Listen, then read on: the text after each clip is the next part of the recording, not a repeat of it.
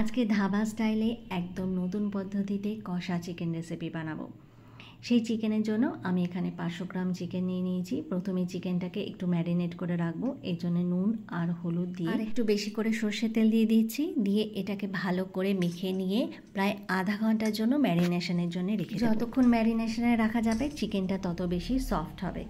এরপর কড়াইতে আমি সর্ষের তেল দিয়ে দিয়েছি প্রায় 6-7 চামচ পরিমাণ এখানে সর্ষের তেল দিয়েছি।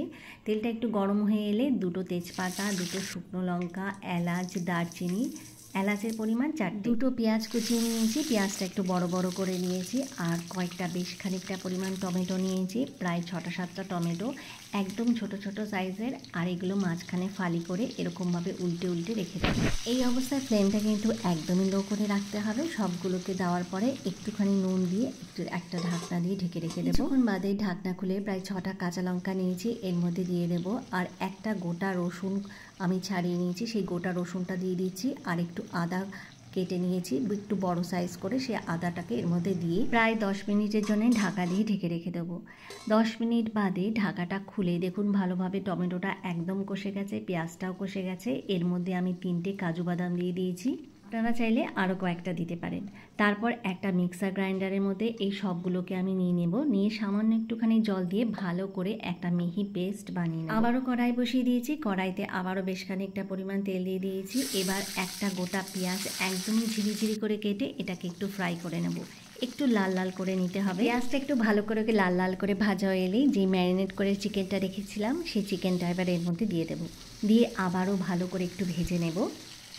খানিকক্ষণ সময় ধরে এটাকে ভেজে নিতে হবে। ভাজাটা যখন বেশ ভালো মতো হয়ে আসবে তারপরে আমি যে মশলাটা বানিয়ে রেখেছিলাম এবার এই মশলাটা আমি এর মধ্যে দিয়ে, কারণ চিকেন থেকে অনেকটা পরিমাণ জল বেরিয়ে গেছে। এই অবস্থায় মশলাটা দিলে ভালো মতো কষানোটা হয়ে যাবে।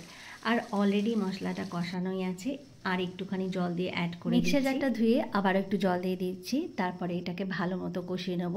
এর আগে কয়েকটা মশলা অ্যাড করতে হবে। এখানে 1 চামচ পরিমাণ আমি চিকেন মশলা আর 1/2 চামচ পরিমাণ একটু গরম মশলা অ্যাড করেছি। এবার এটাকে একটু নাড়াচাড়া করে কষিয়ে নিচ্ছি। তারপরে যখন কষানোটা ভালো মতো হয়ে যাবে তারপর এখানে 1/2 চামচ পরিমাণ আমি চিনি অ্যাড করছি, আর আন্দাজ মতো একটুখানি নুন দিয়ে দেবো।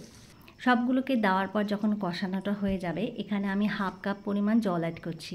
যেহেতু এটা কষা চিকেন হবে সেই জন্য খুব একটা পরিমাণ দেবো না। তারপরে এটাকে কিছুক্ষণের জন্য ঢাকা দিয়ে ঢেকে রাখবো। কিছুক্ষণ বাদে ঢাকনাটা খুলেই একটু নাড়াচাড়া করলেই দেখুন জলটাও শুকিয়ে এসছে আর গ্রেভিটাও অনেকটা কমে গেছে। খুব একটা পরিমাণ মশলা লাগে না, আর একদমই অল্প সময়ের মধ্যে ধাবা স্টাইলে আপনারা এই চিকেনটা বাড়িতে বানিয়ে ফেলতে পারেন।